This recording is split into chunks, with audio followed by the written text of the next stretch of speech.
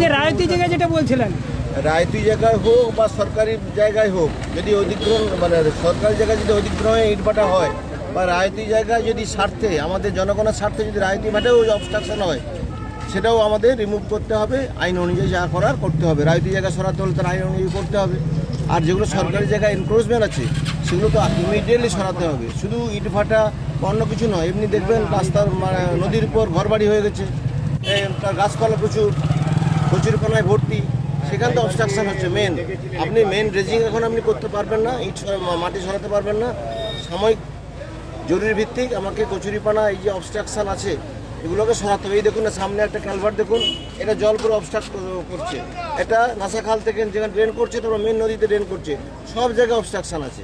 এগুলো অনেক দিন আগে থেকে, এখন বর্ষাকাল এগুলো তো এখন করা যাবে না, কিন্তু আগে থেকে এগুলো প্ল্যানিং করে দীর্ঘমেয়াদী পরিকল্পনা করে আমাদের ইরিগেশন যে সমস্যা পূর্ব মেদিনীপুর তথা আমাদের পশ্চিমবঙ্গ, আমাদের চণ্ডীপুর বিধানসভার করতে হলে একটা মাস্টার প্ল্যান তৈরি করে নাসা খালগুলো পরিষ্কার থেকে একদম, যেখানে মেন ড্রেন আমাদের 8টা বড় খাল আছে এবং তার 600 নাসা খাল আছে। মেন নদী হচ্ছে কেলেঘাই এবং হলদি, এগুলোতে মুখগুলো পরিষ্কার করতে হবে এবং নাসা খাল এবং মেন খাল থেকে যাতে ড্রেনেজ ঠিক থাকে তার জন্য ব্যবস্থা করতে হবে। ধন্যবাদ।